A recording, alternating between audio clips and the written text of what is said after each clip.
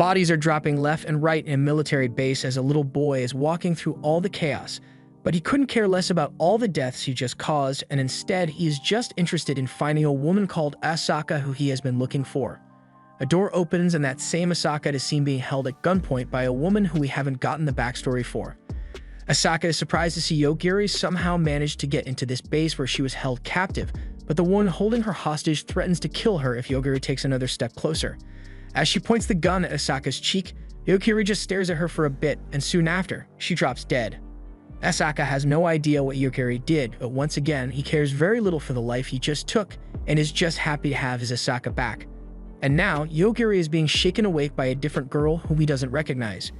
She tells him that her name is Dominator, and he asks what she's freaking out over, but she is more surprised that he was able to stay asleep through the huge incident that happened to them. There are bodies on the floor of the bus, and she's got no idea what they are going to do. Outside the bus, they notice a tail moving, so Yogiri throws a microphone at one of the appendages that had stabbed through one of his classmates, and it causes a wyvern that was outside the bus to writhe in pain. It gets up in a position that makes me question the nature of the appendage that was in that boy, and then it charges at the two of them in the bus. So Dominator is sure that they are going to die here since there is nothing they can do against a beast as powerful as that thing, but in the heat of the moment, she presses her melons against Yogiri, and that gets him to care just enough to say something and cause the dragon to drop dead before them. Dominator is confused and doesn't understand what just happened, so Yogiri pulls out a video game and tells her to calm down so they can talk. But she gets upset that he thinks now is a good time to be playing games. She asks if he doesn't want to leave the bus already, but he sees no reason to be in a rush since there is no guarantee that the outside will be safe for them to venture out into. She understands his point but asks that he put the game down and take the situation seriously for now. Yogiri obliges and asks to be informed of what happened that led them to the situation they find themselves in right now, so Dominator explains that they were riding the bus like they would any other field trip day, but as they went through a tunnel, they found themselves in a sunny meadow. At first, it was a pleasant yet confusing surprise, but then someone boarded the bus and introduced themselves as the sage Shion. She seemed nice enough at first glance, but as the teacher asks the reasonable question of what's going on, she boons his head off without hesitation. She tells everyone that she doesn't intend to harm anyone directly, but if they make her angry, they can fuck around and find out. She tries to make a joke, but it is so spectacularly unfunny that she freaking kills the driver for her own lack of a sense of humor. She explains to the rest of the students that she izaka'd them all here to become sages. This world is ruled by sages, but it is occasionally necessary to replenish the number of sages, which is why they were summoned here. She waves her hands and causes a majority of the students to begin glowing as she installs a system in their bodies called Battle Song. It comes with a status window, but Dominator didn't get one, so she isn't sure what it looks like. Shion goes on to say that they have been given what this world calls gifts, so they are going to have to use those gifts well to become sages in the near future. Also, they only got 1 month to become sages, otherwise they die. Dominator raises her hand and asks what happened because she didn't get one of those gifts, but Shion just says that there are times when people aren't suited to receive the magical gifts. So in other words, tough luck kid, you're screwed. Without a gift, she is doomed to become nothing more than livestock in this world. So with that out of the way, she tells them all that their first quest will be starting soon where a dragon will be attacking them, so they should try their best not to die. Dominator's friend is looking over her menu screen and sees information about the dragon that will be attacking soon, though Dominator still can't believe an actual dragon is going to attack. One member of their class gets the attention of the others and asks that they all work together so they can clear the mission, and to do that, they are going to need to know what they are working with. So he asks that they all reveal the gifts that they were given. The class comply with his request and write down their abilities to formulate a plan, but Dominator, who doesn't have an ability, can't participate. However, she wasn't the only one who didn't get an ability since there were 3 others who had the same thing happen to them. Ayaka Shinozaki and Yuichiro Kiryu. And then there is also Yogiri, who managed to sleep through the entire commotion undisturbed. But then again, it's not like he ever did anything other than sleep in the first place. A while later, the rest of the gifted classmates who were sharing their ability lists begin to leave without saying a word to any of the people in the back who didn't receive one. So Dominator tries to wake Yogiri up so they can follow the rest of the class as they exit the bus, but the one who led them the gifted class stops Kiryu. He tells him that he didn't receive a gift, and while those who did have gained some kind of special ability that allows them to do things like rip a chair out of the ground with ease, the rest of the class are just regular people who are still failing P class.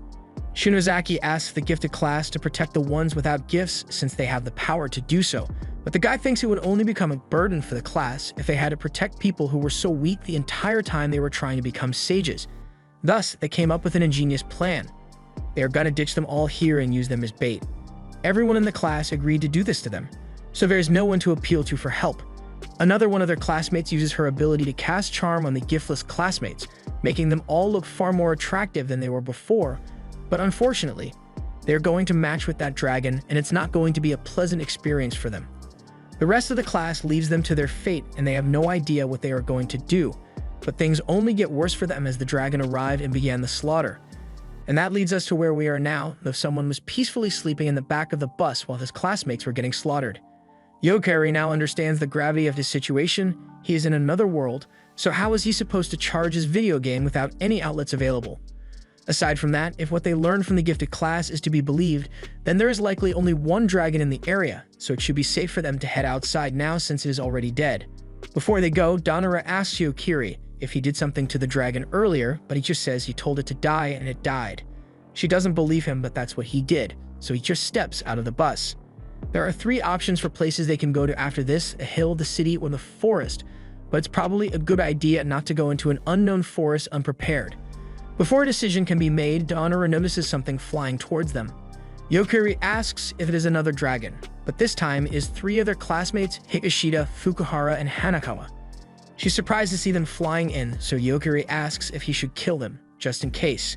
Dominator stops him since they should at least hear them out before they murder anyone, but Yogiri points out that leaving the giftless behind to be killed isn't something a good person would do. Dominator still doesn't want to have to kill anyone, but even if she doesn't hold a grudge against them, they may still be hostile towards them for no reason. The 3 gifted students are shocked to see that the dragon is dead, and moreover, Dominator is still alive. Their plan was to use their powers to turn her body into a zombie and, well, do demonetizable things to her.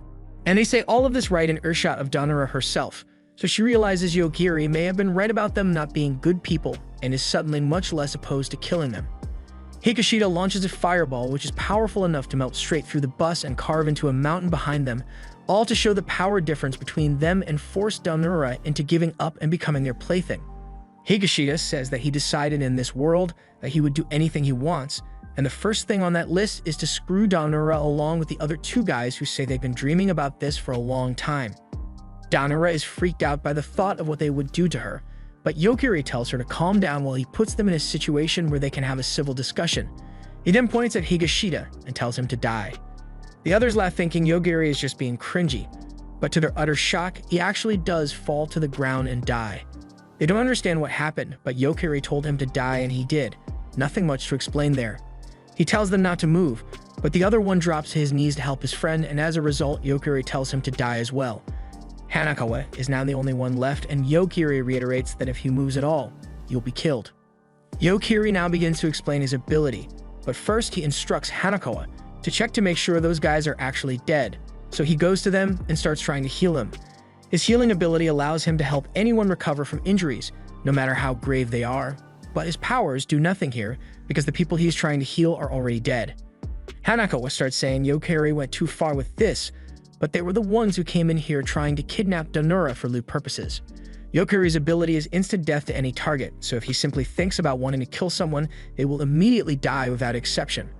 Hanakawa can't believe what he is hearing since that power is way too broken, but he tries to play it off and get in close for a sneak attack. However, Yogiri stops him before he can do anything stupid and informs him that he also has the ability to determine if there is anything killing intent directed towards him. So when you combine the 2 abilities, literally anyone who has the intent of killing Yogiri may die just because they thought about harming him. Hanakawa breaks down, realizing that there is no way he can win against Yogiri, but Yogiri asks why he got so full of himself after having just received his gift, so Hanakawa explains that this isn't the first time that they have come to this world. A while ago, the magicians of the Kingdom of Iman summoned them to defeat the Demon Lord, but the gist of it is that they went on adventures in this world for about a year, and once they finally defeated the Demon Lord, they were returned to Earth. Velvet can't seem to remember those 3 ever disappearing for an entire year. According to Hanakawa, after they were returned to Earth, they found out that only a few hours has passed since they were initially summoned, so Yogiri takes that to mean that there is a way for them to return to Earth. He raised his hand to finish off Hanakawa to prevent any future issues with him, but he begs to be spared by Yogiri. He tries to get Dominator to help him out here, but after what he said when he initially came here, she is the last person who would ever want to do him a favor. As a last resort, Hanakawa pulls out a rare slave collar item which will make the wearer unable to disobey the commands of the first person they see. He puts the collar on and is now bound to the will of Dominator, but she doesn't want to have to deal with him, so she offloads the task of being his master onto Yogiri. Since Hanakawa can't disobey his orders now, Yogiri decides to leave him alive for a while, but he tells him to go stand in the forest full of magical beasts and wait. He also tells him to leave behind any valuable items that he has, so Hanakawa is forced to drop his entire inventory worth of loot from his last summoning. Dominator asks if he may be being a little too harsh in taking all of his stuff away and making him wait in a deadly forest, but they aren't exactly friends and there is no telling when he might betray them in the end. Dominator then asks why he is sticking with her since she could also betray him at some point, but if it happens then it happens, he is fine with it since he is the one who chose to trust her. Dominator blushes a little and asks why he is going through such lengths to protect her even though they have basically never spoken to each other before, but he doesn't really know. If you had to think of a reason, then it would probably be because of her melons though.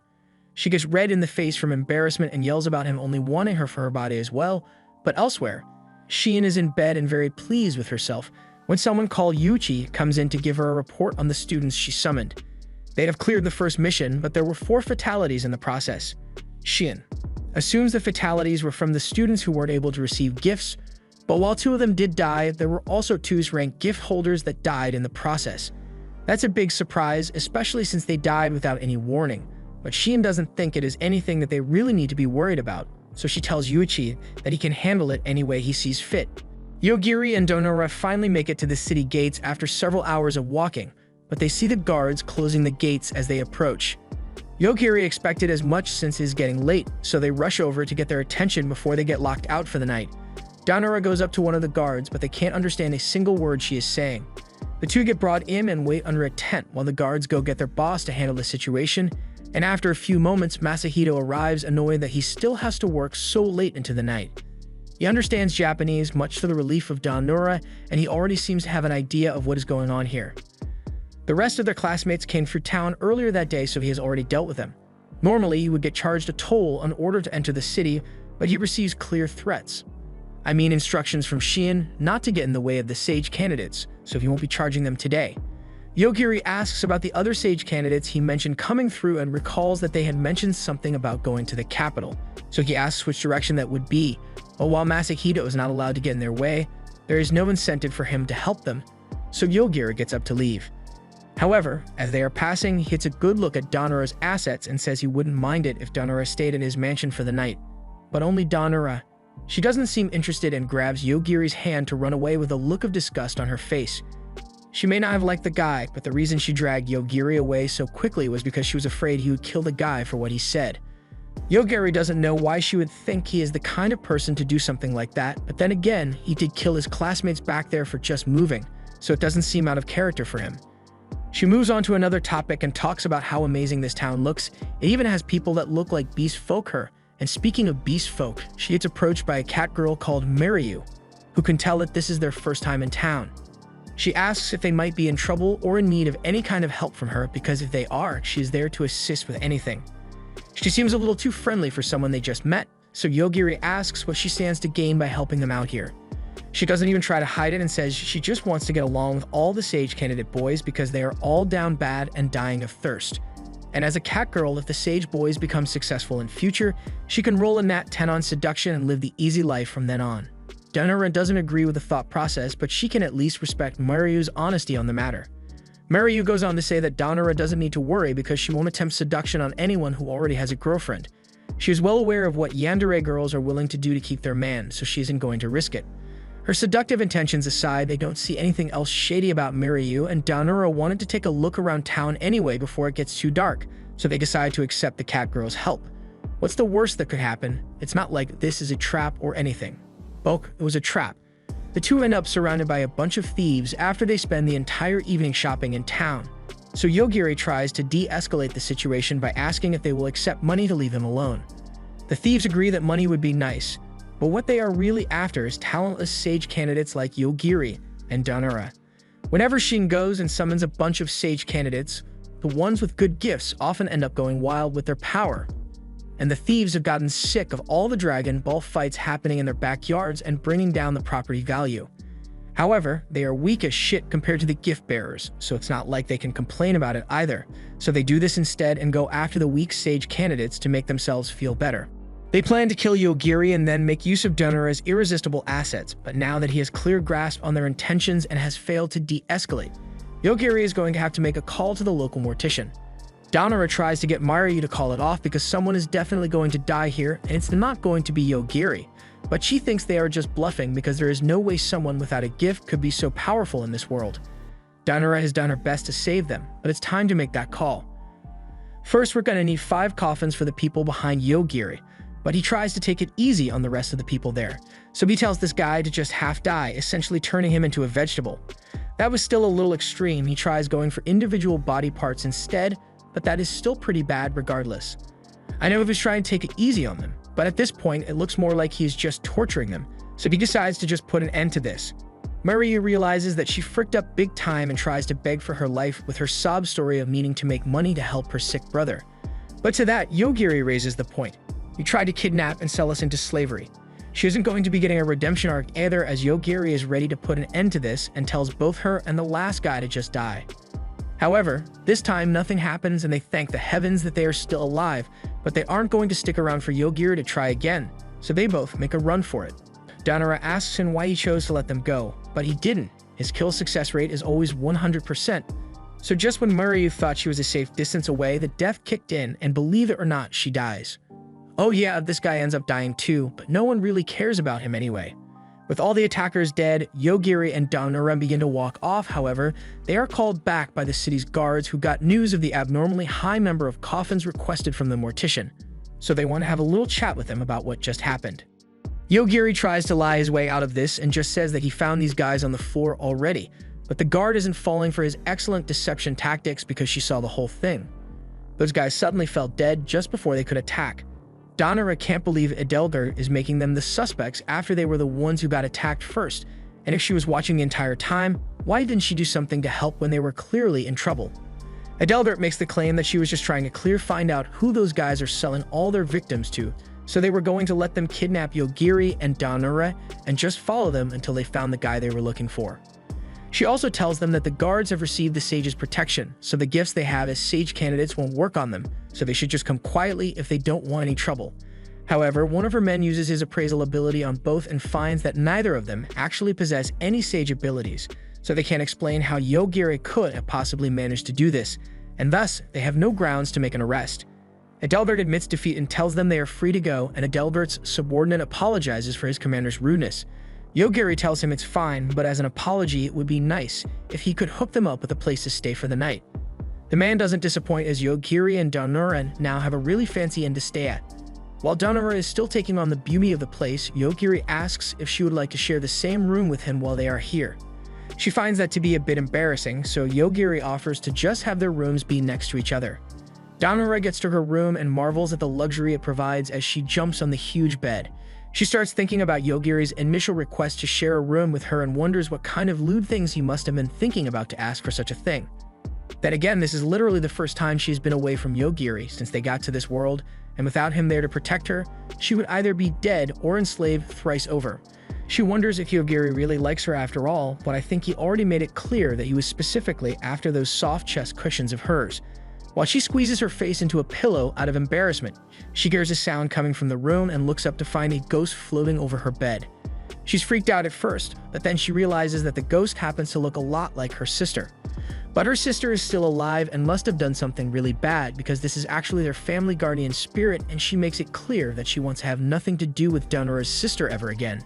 She is here to help Donura in her time of need since she is facing a very troubling series of events, but she wanted to help her, and why didn't she do it when the dragon attacked, or maybe when she was almost sold into slavery twice in the same day? The guardian spirit, Moko, is an honest woman and tells her that she is scared to death by Yogiri, and that really tells you it's bad because she's already dead. With the kind of power Yogiri has, if she were to appear recklessly in front of him and make a bad impression, she could be erased from existence in an instant. So she wants Donura to tell Yogiri about her before she shows herself to him so he won't think of her as a threat. Donura says she'll tell him tomorrow, but then asks what kind of help Moko was going to give her. Moko explains that since she is a spirit, she can protect Donora from most things aside from physical attacks. In fact, she was the one who prevented the battle song Sage gift from being installed into her body back on the bus.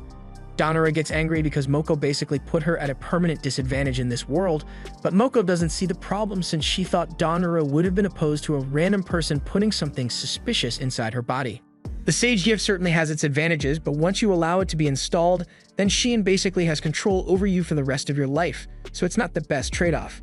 Besides, it is Moko's goal to ensure that Donora returns to the Earth to become the successor of their family martial arts technique. But while Donora certainly would like to go home, she's pretty much stuck just relying on Yogiri because she is so weak. But that's where Moko is going to work her magic, as she will teach Donora all the centuries of fighting techniques she knows of. The next morning, Donora meets Yogiri downstairs after not getting any sleep the whole night because of Moko's midnight training arc. She asks Yogiri if they are going to meet up with the rest of their classmates after this, and that is something he wanted to talk to her about. They both meet with a woman called Celestina, and she has been helping Yogiri by looking up the locations of all his classmates and how to get to them from here, as well as getting language translation and status concealment items for them. She even made him a charger for his game console, and I've got to say, Celestina is really earning that paycheck. She has also prepared 2 tickets for the both of them to reach the capital by train with a noon departure time. Yogiri thanks her for all her hard work, and if you were wondering how they've been paying for all the stuff they've gotten, they still have tons of gold they robbed from the 3 returner students. Yogiri asks Celestina if she can take their leftover gold and do something like put it in investments for them, and she totally does it with no issues. The two move on to continue their journey to join up with the rest of their classmates and are heading toward the Primal Forest because Celestina thinks they will head there to train, but midway through the ride, Yogiri senses something and pushes Donora down to avoid a slash that destroys the entire train car. One of those Dragon Ball Sage fights is happening nearby and the collateral damage is really high. Elsewhere, one of this world's sages receives a report from Adelbert about the situation that occurred earlier, but they still don't know what happened since the guy who is still alive hasn't been able to give them an answer. This was the guy whose eyes Yogiri told to died, but they do not know about his ability, so they are confused and trying to figure out the cause. Even after ripping out one of the guy's eyes and using healing magic to grow a new one back in place, he still can't see. The sage then tries to use her vampire nature to turn him into one and give him regenerative powers, but that doesn't work either. Their experiments are cut short soon after as someone bursts through the wall with a sword in hand, but we'll get to that later as we head back to Yogiri and Donora, who are still on the destroyed train. Yogiri can tell that they were not the intended targets for that attack, but it is still pretty dangerous for them to be here. It looks like a sage is attacking a robot that the people of this world call aggressors, and the battle is reshaping the landscape. Donora asks Yogiri if he can just kill them because they are in the way, but while Yogiri may be a killing machine, he still has rules that even he has to follow as well. He can't just go around killing people because they inconvenience him, and those guys didn't intentionally send the blast hits way, so there would be no reason to kill him. But then again, the sage seems to be a piece of shit, so Yogiri decides to kill him after all. Back with the vampire sage, the person that attacked has just blown away the entire castle, but with her innate healing ability, she was able to just tank the explosion. She did something terrible to this guy's lover, but once again, nobody cares about him. Plus, she's immortal, so she doesn't even bother killing him and just chucks him off the roof. She then instructs Adelbert to find Yogiri since she wants to figure out how he managed to kill all those thieves. Meanwhile, after Yogiri killed the sage, the robot does the smart thing and tries to negotiate things peacefully rather than fight. But it doesn't have anything that Yogiri wants, so instead, Donora gets something. Later that day, the vampire sage holds a meeting with Shein over the dead sage they just found near the train tracks, and she suspects that Yogiri might be behind this. Shein doesn't really care but leads her to do as she sees fit, so the vampire sage calls on one of her subordinates and tells him to get the zombie army ready. Back to Yogiri and Donora. After a ton of walking, they can finally see the city of Hanabusa, which looks a lot like a Japanese city. While Donora is still all peppy and full of energy, Yogiri is absolutely winded after the long journey. Donora suggests that Yogiri start exercising more often, but the audacity of this bitch to say something like that after Yogiri just gave himself scoliosis from all the carrying he has been doing for the team. He's got a KD ratio that basically caused the extinction of the forest monsters and some bandits for good measure. After realizing she's been of no help at all this entire trip, she apologizes but asks that he tells her when they are in danger so she won't be acting so carefree and naive. Before they go, Donora asks if his being tired after using his ability means he has a limit to how many times it can be used, but nope, he has no cooldown on it and the devs never patched it out, so he's free to spam instant death as much as he wants. They head into the city and are amazed by its futuristic appearance as they walk through its streets. They end up coming across a hotel that Celestina had suggested that they use, so they decide to head in and stay for a while before they do anything else. As they walk inside the hotel, they come across one of their classmates, Tachibana, who greet them normally like he didn't abandon them to their doom. Dominator asks why he is here since, from what they know, he should still be with the rest of the class in the forest. He responds saying he split up from the rest of the group because he didn't agree with their inefficient methods of gaining levels. He had something much more beneficial for himself in mind: slavery. As soon as he got here, he learned that slaves were still a thing, so when asked how many he wanted, he said yes. These are the primary members of his harem: Erica, Stephanie, Chelsea, Euphemia, and Riza. These are quite the array of different girls, but they all have one thing in common for now: they hate Dominator.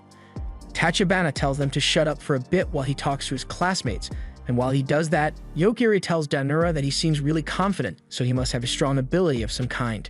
They still don't know what his ability is, but he has been like that since he was in high school. He had the ladies flocking to him, so he was always a bit of a narcissist, and he would switch girlfriends more often than Amazon goes through employees.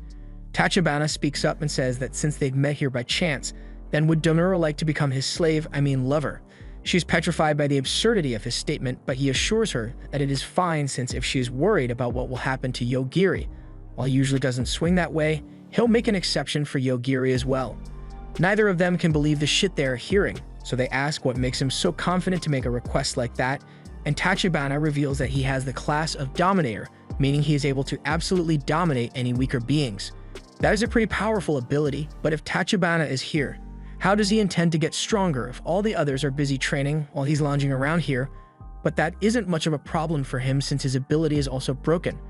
He explains that after the class had safely made it to the town and were celebrating, he was approached by one of his classmates, Utori, who told him about the true nature of his ability. Utori has the class of consultant, so he came to give Tachibana some insight on what he should do from now on. Right now in the class, everyone is avoiding him because of his class of Dominator, and Utori doesn't want to fight to break out among them, so he informs Tachibana that the true power behind his ability is a pyramid scheme. He can go buy a bunch of cheap slaves and make them go out and fight for him. Then if the slaves win, he gets experience and can make the defeated people become his slaves as well, so his network of slavery will only keep on growing as time passes and his XP gain will be exponential. That's certainly useful information, but the menu screen didn't have any information like that, so he questions how Utori was able to figure this out. Utori revealed that his ability allows him to see the hidden details of anyone's ability, but that still doesn't answer the question of why is he giving a free consultation like this. As a consultant, his chances of successfully becoming a sage are tied to the success of his classmates, so he wants everyone to do the best they can do so they don't end up as livestock on the chopping block. That basically means that at this very moment, Tachibana's number of slaves is rising and he is gaining levels without needing to do anything at all. So he re-extends the offer and asks Dominator to become his slave, but she still likes having her freedom. Tachibana agrees to leave and says he will give her time to think about the proposal. At least he isn't being pushy about it, so he isn't much of a threat to them for now, but Yogiri points out that it might actually be safer for Dominator if she were to go with him since she would be close to the top in the pyramid scheme, but that's still not an option.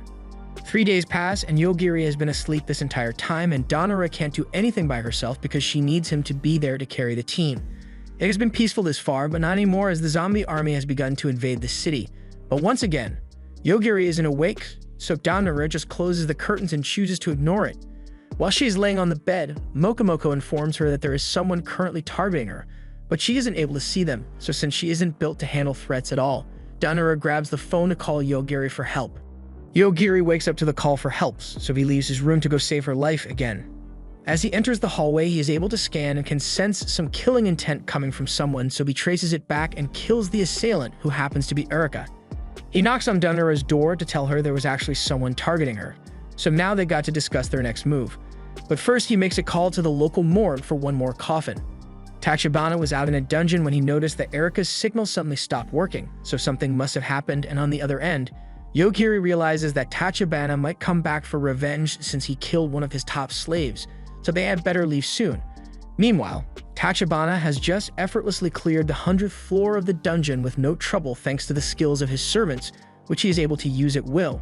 And now that he is done with that, he decides to check on the situation with Erica suddenly dying. He looks through her memories and she just kind of fell over suddenly. He doesn't know what killed her, but Euphemia thinks she might have been jealous of Daonura and tried to eliminate her, leading to what they saw happen.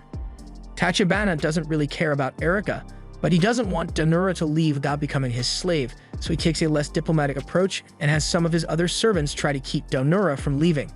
They get cornered by Riza, who uses an ice spell to block off the hallway, but that doesn't stop Yogiri because he can just tell the ice to die, and it does. He asserts dominance over Riza by killing her wand as well and tells her that he can kill anything just by thinking about it. So if she tries any funny business, she will die. She caves and tells him that she's a wand master, so she can attack without a wand, also giving him the wand that she kept stashed away in between her mounds. She was ordered to capture Daonura, but that also means the other servants were given the same order and Daonura nearly gets sneak attacked, but she's finally starting to pull her weight in the game and gets her first kill. Riza tries to use the distraction to get up and use her extra hidden wand, but that counts as funny business, and Yogiri was clear what would happen if she tried that. Riza gets killed, leaving only the little girl and her dolls to attack them, but he just kills the dolls and goes down to finish off the girl. Chelsea is smart enough to know that she isn't winning this, so she gives up and gives Yogiri all the info that he wants. Since Chelsea made the smart choice to snitch on Tachibana, he was left with no other option than to use his last resort, his cockroach army.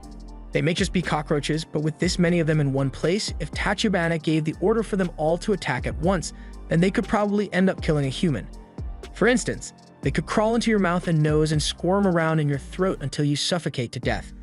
But now that we've got enough nightmare fuel for the day, we see Euphemia telling Tachibana that it might not be a good idea to attack someone who claims to be able to kill anybody, but Tachibana isn't backing down because he is a Dominator, so if he doesn't kill Yogiri, he won't be the main character.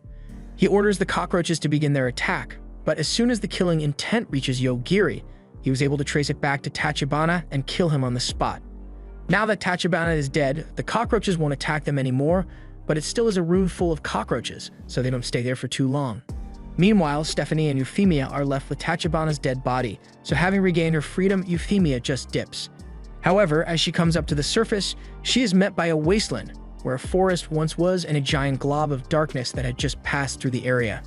The vampire sage is also there to get information about the situation. She bites Euphemia and turns her into a vampire, so she will tell her everything that has happened. Meanwhile, Daonura and Yogiri finally make it out onto the streets, but remember that thing about the zombie army that Daonura ignored. Yeah, looks like that's a problem now. Back with the vampire sage after turning Euphemia into a member of her bloodline, she asks about Yogiri's ability since Euphemia must have seen at least some amount of what Yogiri is capable of doing. If his ability is really able to cause death to any target he wishes, then she is curious to see if it can put an end to her immortal life. In the city under siege, people are running around in a panic as they get first-hand experience on what a zombie apocalypse feels like. All the while, Yogiri and Daonura are hiding in an alleyway and planning their next move. The zombies are pretty slow, so Yogiri believes they could probably make it out of the city if they are careful not to get themselves cornered. Daonura asks if he really intends to just leave the people of the city as things are right now, but he never signed up to be a hero in this world. He made it clear at the start all he cares about are Daonura's fun bags, so she's the only person he feels inclined to protect.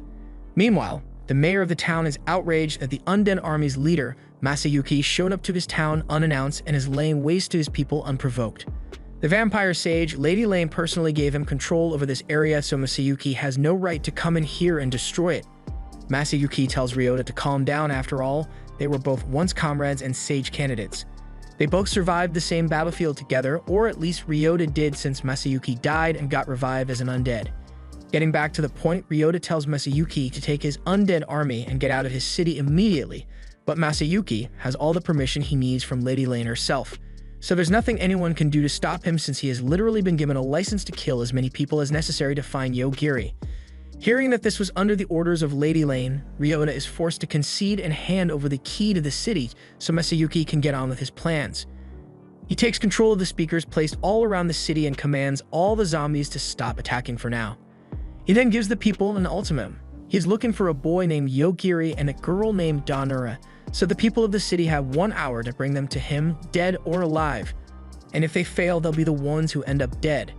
He's already made sure that no one can escape by locking the gates to the city, so if the people want to survive, then they have to get their asses in gear and start hunting down the teenagers. Ryota isn't happy that his citizens are being treated as pawns in Masayuki's game of cat and mouse, but again, nothing can be done because Boss Lady said so.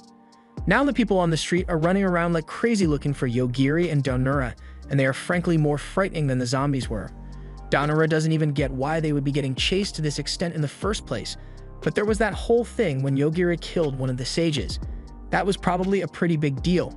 Recklessly killing people may end up causing them more problems in the future, but just as he says this, 3 people pull up behind him and are prepared to end his life in order to capture him. Yogiri gives a warning saying that he will not hesitate to kill anyone who attacks him, but this chunky guy pays no heed to this warning and attacks anyway. And as expected, another coffin now needs to be purchased. The other 2 guys get cold feet after seeing their friend get killed so easily and run away, and Yogiri is left wondering why Masayuki would think the citizens would be of any use in capturing him, as it has already been established that he can kill anybody without much difficulty. Then again, Masayuki might have been hoping that Yogiri would have some kind of moral code against killing civilians or something, but Yogiri has no such weaknesses. Still, he doesn't particularly like the idea of having civilians thrown at him like meat puppets, so he decides that it might be a good idea to go negotiate with Masayuki personally. The 2 head to the town square to meet with Masayuki, and the place simply reeks of death and decay. They get to Masayuki and he is pretty disappointed that he didn't get the chance to kill more citizens before Yogiri turned himself in. Masayuki asks if he intends to sacrifice himself for the sake of the citizens of the city, but he has come to do no such thing. Masayuki doesn't think Yogiri has much of a choice in the matter, though, since he is the one holding the power here, but Yogiri has come to bargain. He wants to use the train to get out of the city, so he would like Masayuki to get rid of the barrier around the city. Masayuki becomes vain, throbbingly enraged, and tells Yogiri that he is in no position to be asking for favors right now. Yogiri concedes and agrees to sweeten the deal by letting him live even though he is a bastard. However, Masayuki can't recognize how lucky he is to receive such a great deal and orders his undead army to kill Yogiri. He believes his army should be immune to whatever kind of death magic Yogiri possesses since they are already dead. But Yogiri just tells them all to die, and even though I don't know how it's possible, they all die again, and this time for good. The smile on Masayuki's face fades as he starts to wish he had taken Yogiri's initial offer. His immortal army has been defeated in an instant, and not wanting to be next in line, Ryota throws his hands up and sells Masayuki out. Masayuki isn't even mad that Ryota is ditching him, but what he wants to know is how something that is already dead could possibly be killed. It's all simple, really. You say they are dead, but they were still moving, so Yogiri considers them to still be alive. And if that doesn't make sense to you, it doesn't matter, because this is Yogiri's show, and he gets to decide what dead means. Masayuki can't stand for such absurdity and begins to transform so he can fight Yogiri at full power. However, Yogiri doesn't play by the rules and just kills him before he can finish transforming. There's still the problem of needing to take down the barrier around the city, but that shouldn't be a problem as Ryota seems more than happy to do whatever Yogiri asks of him. He pleads with Yogiri to spare his life, but Yogiri never intended to kill him anyway, as he only ever kills in self-defense. Ryota explains that Masayuki was ordered by the vampire sage Lane to kill Yogiri. The city and the surrounding area are controlled by Lane, so as her subordinate, he was put in charge of looking after the city. That's a bit confusing to them since they got called here by Sign to become sages, and now they are being hunted down by another sage. Just then, Mokomoko appears and informs the 2 that some spiritual manipulation was targeted at this area, and all of a sudden, all the citizens of the city now have killing intent directed towards Yogiri and Dominator.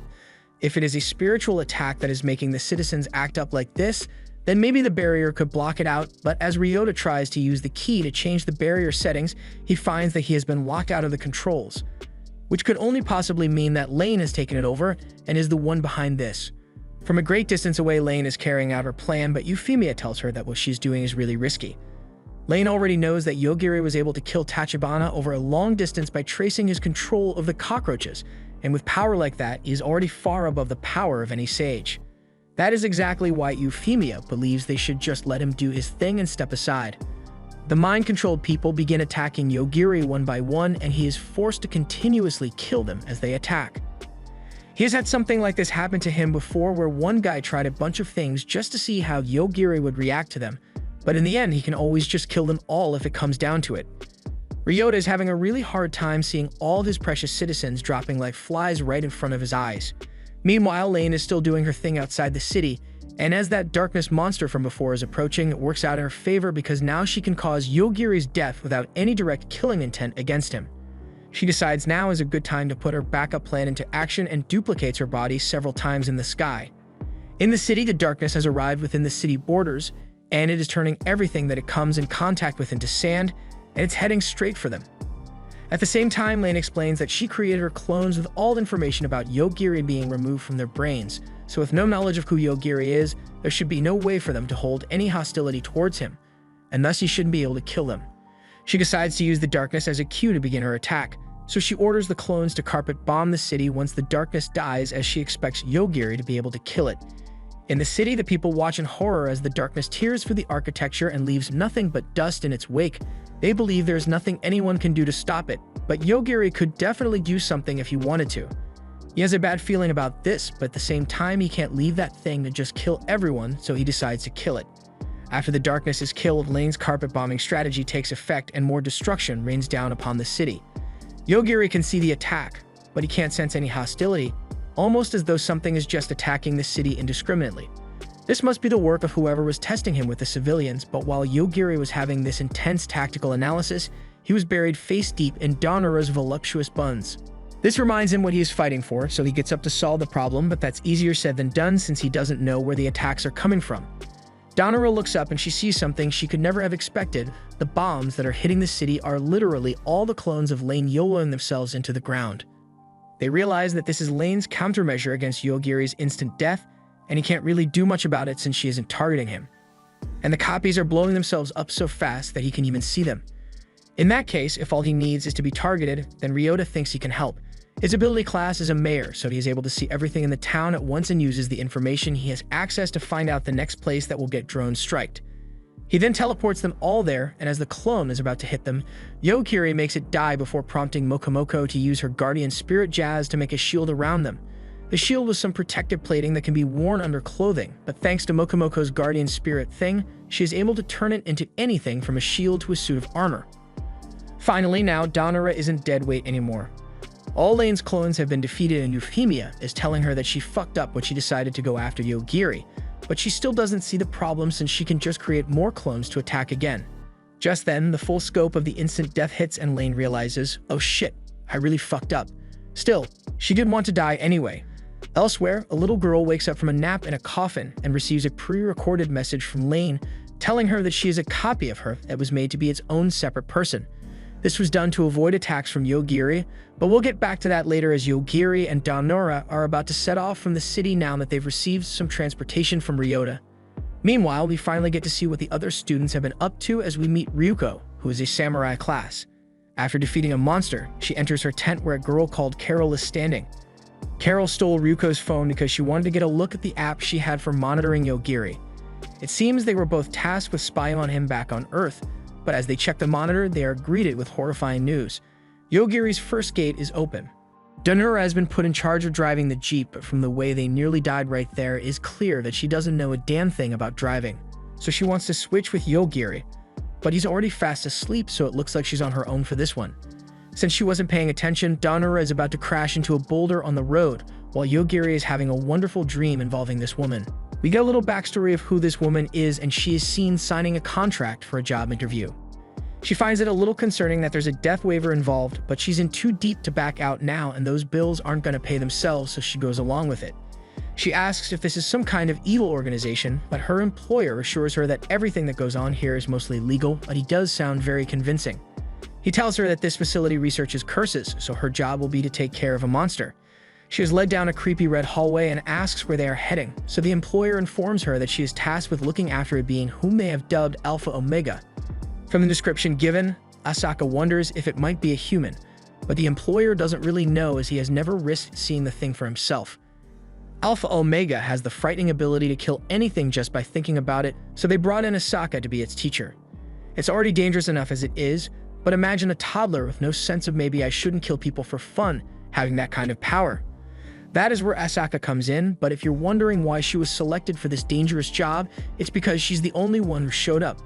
They get to the bottom of the elevator, so the employer hands her a piece of paper and tells her you're on your own now before leaving her to deal with the being.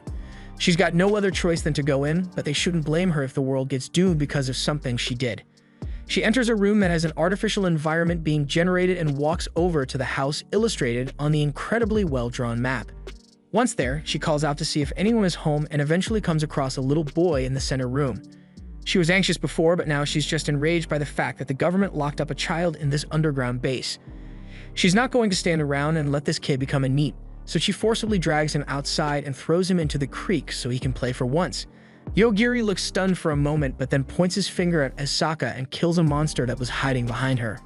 There's no concrete answer on what that thing was, but things like that show up from time to time and try to kill him. It probably got in by hiding in her shadow, but it's dead now, so there's no reason to be worried anymore. Yogiri speaks up and says he would love to play, but it's getting really late now, so it would be better if they did that tomorrow. Asaka realizes she may have gotten a little carried away and apologizes before finally introducing herself to him. But more importantly, Yogiri tells her he's hungry and it finally sets in that she is the adult in the room, so she's got to cook. In the kitchen, there is a fully stocked pantry, but all that is useless if you've got no cooking skills. She really needs to get something ready before Yogiri gets out of the bath though, so she goes for the broke college student classic, a cup of ramen. Luckily for her, Yogiri has never tasted this before, so he is really happy with his dinner, and while he eats, Asaka thinks of a name for him. She ultimately decided to name him after a dog, which was how he got the name Yogiri. From this moment on, she took on the role of being his mother figure and taking care of him. These were fond memories for Yogiri, but he is woken up when Dominator yells that the road to the capital is blocked. She is surprised that he can sleep through her reckless driving, but he can't help it since he's tired from killing all those zombies back in the city. Besides, he doesn't even get why they need to head to the capital in the first place. After all, their end goal is to get back to their original world, and to do that they are trying to find the Sage Shiin. So even if they don't head to the capital, there should still be other ways available to locate her. With that in mind, they decide to turn around and find another way past this mountain. But as Dominator is backing up, she accidentally rams into a dragon that was standing behind them. They get out to assess the situation, but the dragon attacks, leaving Yogiri with no choice but to kill the thing. However, that wasn't the only dragon, as there was a whole flock of them, and they are all honed in and ready to blast them clean off the face of the earth with fire. Unfortunately for them, they were up against Yogiri, so moments later, they all dropped dead. They were forced to wipe out an entire population of dragons, but if you think about it, this is dragon territory, so Yogiri just pulled up and committed mass genocide in their front lawn. However, things aren't over yet, as a golden thunder dragon soon appears.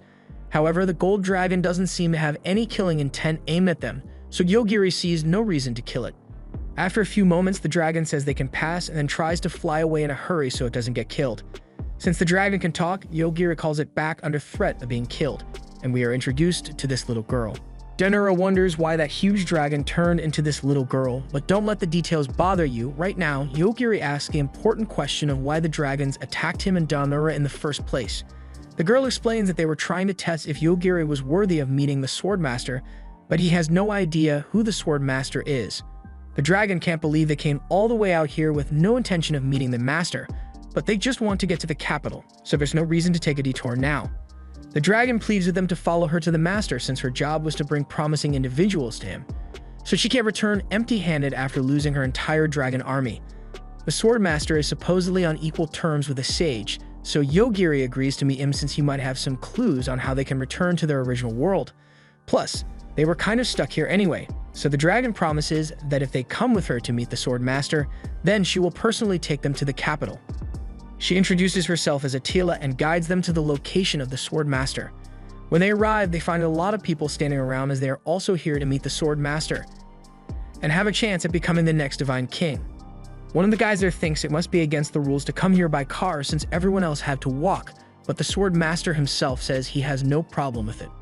You may think the Swordmaster is a nice guy, but you'd be wrong, as the first order of business after he arrives is for everyone to kill each other until there are less than half remaining. Yogiri didn't even want to come here in the first place, so he asks if he can just go since he isn't going to participate. Thus, the Swordmaster makes up a rule that no one is allowed to escape. The bloodshed begins as the participants begin killing each other, and as some people begin to target him, Yogiri sees no choice other than to kill them. But this time, he doesn't need to, as someone steps in to protect him and Dominator from danger. This guy seems to actually be pretty decent, but he is glazing the Swordmaster way too much. He says there is no way the Swordmaster would ever actually want them to kill one another, so it must have just been a test to see if they would act dishonorably just because he said so. However, the man definitely just wanted to see some of them die. Yogiri notices some magicians casting an ominous spell in the background, so he kills them, and the good knight continues the glazing, saying the Swordmaster must have killed them for not acting honorably. They also noticed this guy who was cosplaying as Gojo, the bisected one, but he's still alive and kicking. So he asks Donora to put that rainbow-colored stone in his hand. She's freaked out but does as he says, and as he holds the gem, he returns to his unbisected body. The Swordmaster has had enough killing for one day, so he tells everyone to stop and follow him because he is continuing the test elsewhere. Attila pleads with Yogiri to keep going along with the trial because if he wins and becomes the next Divine King, then she will get a promotion and become his attendant. It's not like they have gotten any information yet, so they see no harm in continuing with the trial for the meantime. But this is getting more annoying than Yogiri would have hoped. They follow the Swordmaster, and along the way, the knight who helped them introduces himself as Rick. The bisected one is called Lionel, and now that introductions are out of the way, Yogiri asks what the big deal is about becoming the Divine King. Rick explains that the Divine King was a person who sealed away the Dark God long ago. But even though the Dark God is sealed, it is still a threat as there are many people working to revive him. Meanwhile, in the back, Donora asks Lionel what that stone was that healed him. He explains that these are apologems that can heal serious injuries and also be used for gacha games. He has always had terrible luck since he was born, so he would always end up in terrible situations, and more recently, he ended up getting sacrificed by a weird cult. He thought he was dead for sure, but then a goddess appeared and went, "Damn sorry dude," giving him apology gems to make up for his terrible life. Aside from injuries, he can also trade the gems for random items, but with his bad luck, he ends up just getting a brush. He used up most of his crystals on that one, but he gets new ones every midnight depending on how bad his luck for the day was. The rest of the group disappears into a barrier, and as they follow, they find themselves before a huge tower.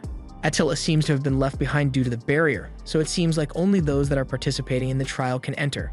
They enter the tower and head up to the top where the Swordmaster shows them the seal created by the last Divine King holding hundreds of monsters and the Dark God.